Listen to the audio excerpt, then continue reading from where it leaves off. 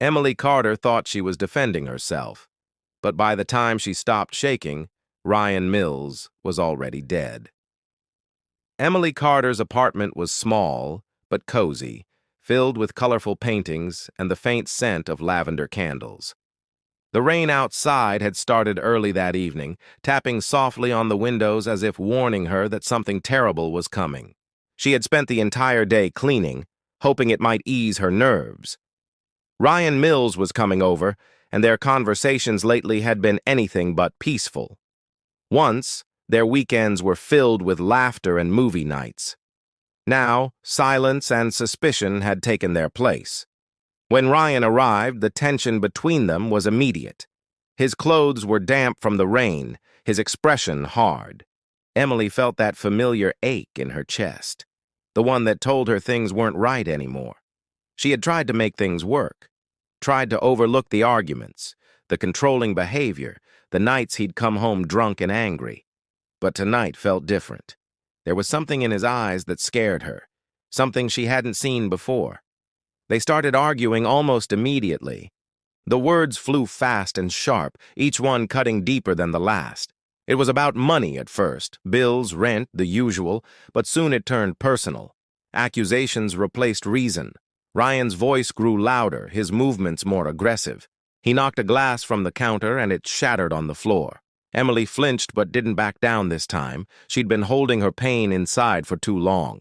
Her hands trembled as she pointed out all the ways he had hurt her, all the things she could no longer ignore. Then it happened too fast for her to understand. Ryan stepped closer, his face inches from hers. She pushed him back, hard, wanting space. He stumbled, tripped on the broken glass, and fell. The sound of his head hitting the corner of the coffee table was sharp, final, and horrifying. For a moment, there was silence, just the heavy thrum of rain against the windows. Emily froze where she stood, her breath caught in her throat. Her mind refused to process what she was seeing. She rushed to him, kneeling beside his motionless body. Blood trickled down his temple, dark and glistening under the dim light.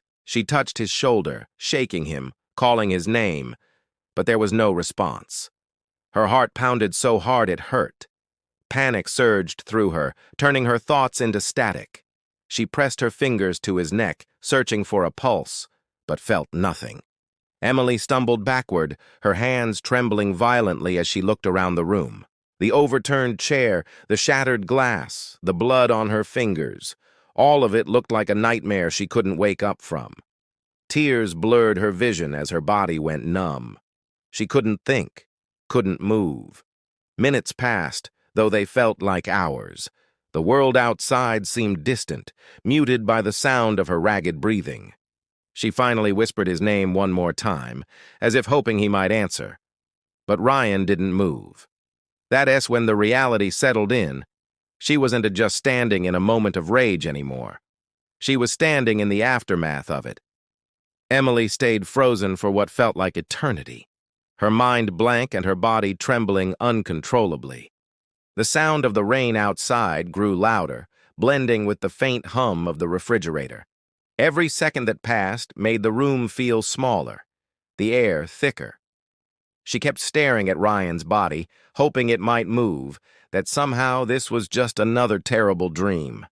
But reality pressed down on her chest like a weight she couldn't lift.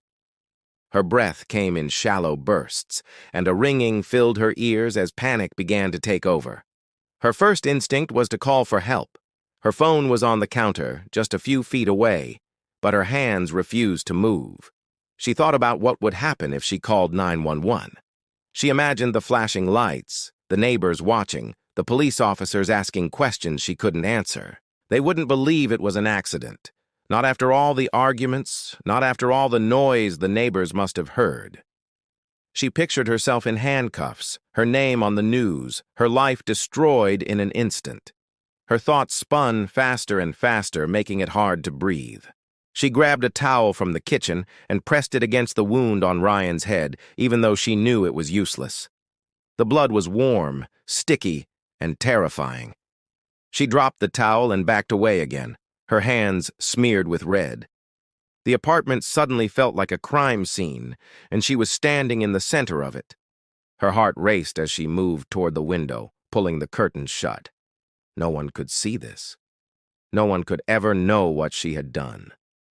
Emily's mind clung to small, irrational ideas. Maybe if she cleaned the blood, it would make things feel normal. Maybe if she wiped the floor, picked up the broken glass, and fixed the mess, she could pretend this never happened. She filled a bucket with water and soap, kneeling beside the spreading stain. Her hands shook so badly that the rag kept slipping from her grip. Every stroke left faint smears that refused to disappear. The metallic smell filled her nose until she felt sick.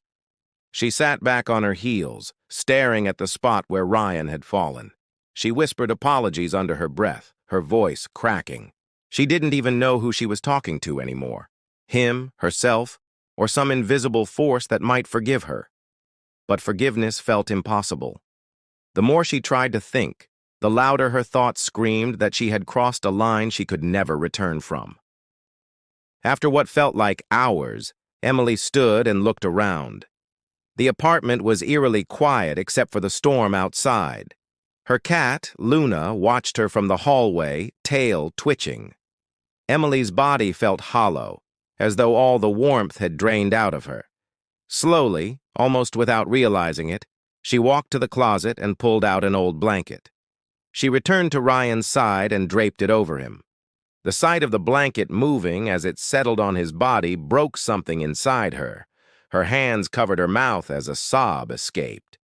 The clock on the wall ticked steadily, marking the passing time. Emily finally picked up her phone, her thumb hovering over the screen, but she couldn't press the buttons.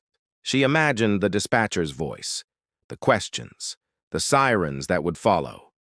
Her mind was a storm of fear and confusion. Instead of calling, she threw the phone onto the couch and sat on the floor, rocking slightly as tears streamed down her face. She didn't know what to do next, but one thought echoed endlessly in her head. She had to make this go away. The first light of morning slipped through the cracks in the curtains, casting pale streaks across the room.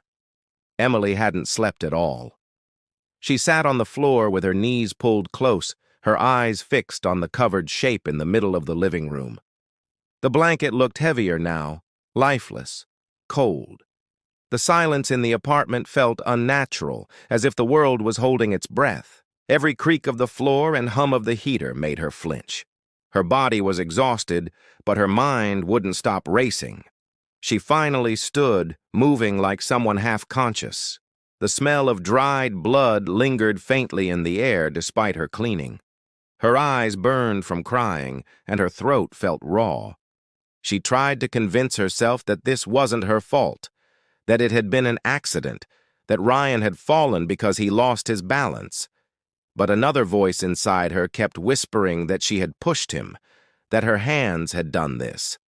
No matter how she tried to silence it, that truth stayed loud. Emily walked to the bathroom and splashed cold water on her face, staring at her reflection. Her skin was pale, her hair tangled, her eyes hollow and red. She didn't look like herself anymore. The woman in the mirror looked guilty, dangerous, almost unrecognizable.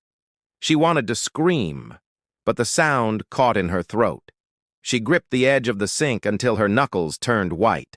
The thought of calling the police returned, but now it was buried under the fear of what would happen next.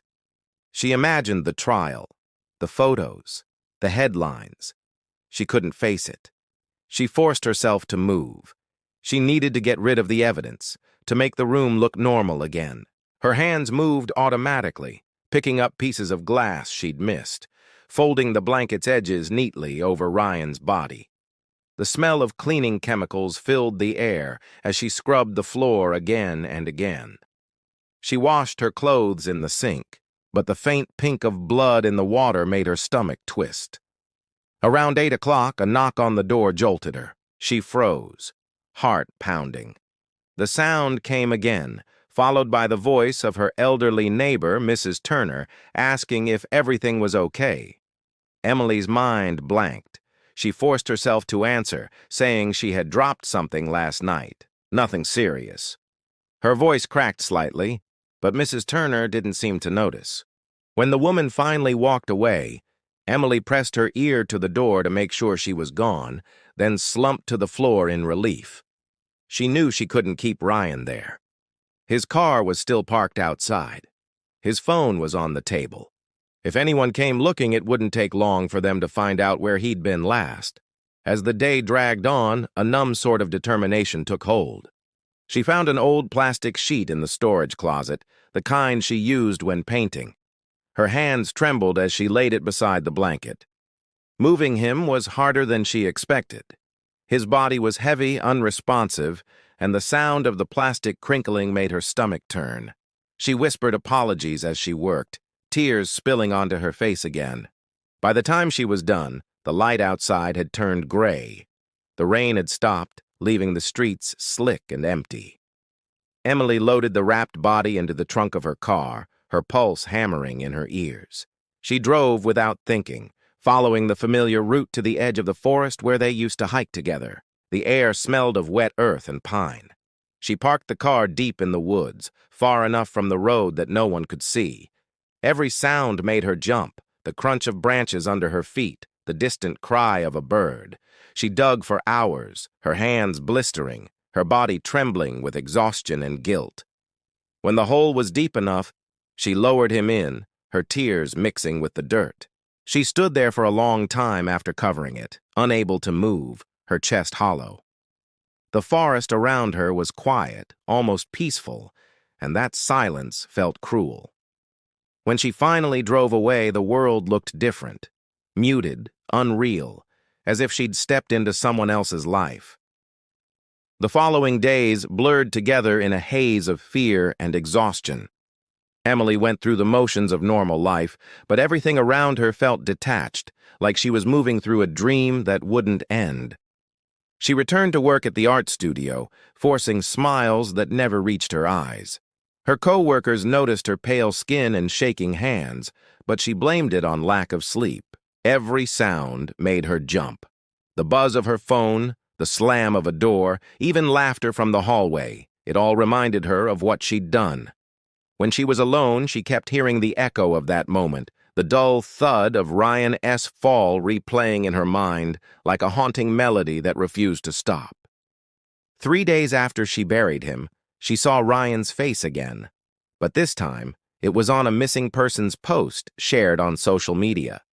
Someone had taken his photo from their last vacation together and posted it with a plea for information. Ryan S.'s sister had reported him missing after he failed to answer calls or show up for work. Emily's stomach twisted as she scrolled through the comments. Friends tagging one another, neighbors sharing the post, everyone asking the same question. Where was Ryan Mills? She wanted to throw her phone across the room, but she forced herself to keep reading, terrified that someone would mention her name. That night she barely slept. When she closed her eyes, she saw flashes of the forest, the dirt under her fingernails, the rain mixing with tears on her face. Every creak in the apartment made her think of police footsteps. Every passing car sounded like sirens. Her fear became a living thing, growing stronger by the hour. She told herself that if she just stayed quiet, if she didn't panic, maybe no one would ever find out. But deep down, she knew it was only a matter of time. On the 4th day, 2 detectives knocked on her door. They were polite, calm, and professional, but Emily felt their eyes examining every detail of the apartment. They told her Ryan had been reported missing and that she was listed as his girlfriend. They asked when she had last seen him. Her throat went dry, but she forced the words out carefully, rehearsing the story she had built in her mind. She said they had argued that night and he left afterward, angry, saying he needed time to cool off. The detectives nodded slowly, jotting down notes, their expressions unreadable. They asked if she'd noticed anything strange, or if Ryan had mentioned plans to go anywhere. She shook her head and pretended to look confused, pretending concern she didn't feel. After they left, she sat on the couch, shaking uncontrollably. The moment the door clicked shut, she burst into tears. Her lie felt too thin, too fragile. They would see through it eventually. She couldn't stop thinking about the forest, the place she thought no one would ever find. But now she wasn't sure. What if the rain had washed away the soil? What if someone stumbled across the disturbed ground? The thought gnawed at her until she couldn't eat or think straight. Her fears proved right just days later. News spread quickly that police had discovered a shallow grave in the woods outside town. The body hadn't been officially identified, but Emily knew before the reporters said it. She watched the broadcast from her couch, her heart pounding so hard she could hear it in her ears. When the reporter mentioned that the body matched Ryan's description, the room spun around her. Then came the detail that shattered her completely. The coroner had found signs that the victim had still been alive when buried. The words repeated in her head, each one stabbing deeper than the last. She covered her mouth with shaking hands as a strangled sob escaped her. It wasn't just a mistake anymore. It was something far worse. Emily didn't remember falling asleep, but when she woke up, it was to the sound of heavy knocking at the door. The morning light spilled weakly through the curtains, but it brought no warmth. Her heart began to race before she even opened her eyes. She knew who it was. The pounding came again, louder this time, and a voice called her name. She rose slowly, her legs unsteady, and for a moment she thought about running, but there was nowhere left to go. Her hands trembled as she opened the door and saw the two detectives standing there, their faces serious. One of them held a small folder. The other spoke gently, saying they needed her to come down to the station for more questions. She nodded without protest, her voice caught in her throat. The drive there was silent. Every passing street looked foreign, as though she had never seen the city before. At the station, they led her to a plain room with white walls and a metal table. She sat down, her palms sweating, her breath shallow. The detectives laid out photos: Ryan's car, the forest, the disturbed earth. They asked her again when she had last seen him.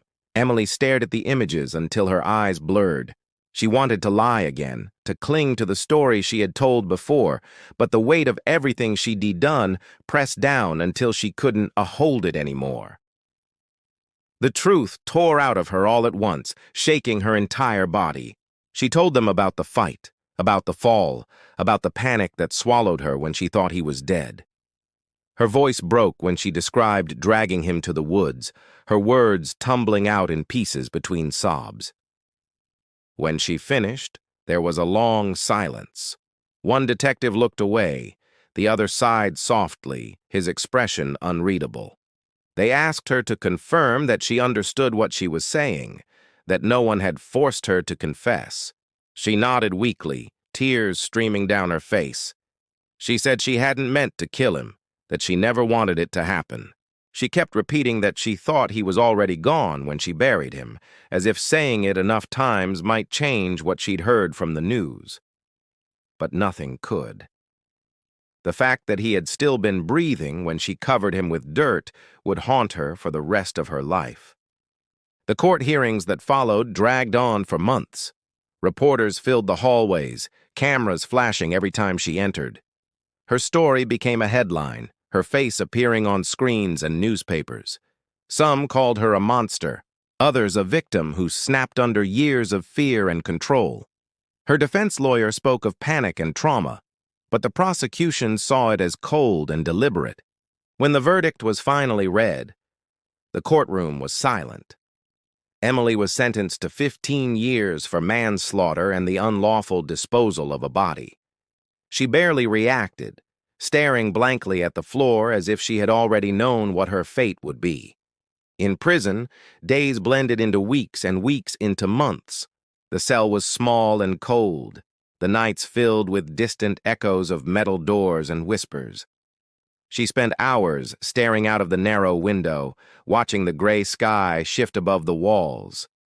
Sometimes she imagined Ryan standing there, looking at her with the same tired eyes he had that last night.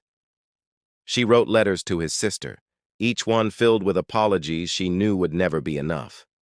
None were ever answered. Time dulled the fear, but never the guilt. Even years later, she could still feel the rain on her skin, still see the look on his face before he fell. She had taken a life, not out of hatred but out of panic, and that truth was heavier than any sentence. Each morning, as the guards opened her cell door, she reminded herself of the moment she had realized what she had done, the moment she saw the blood on her hands and knew there was no way back.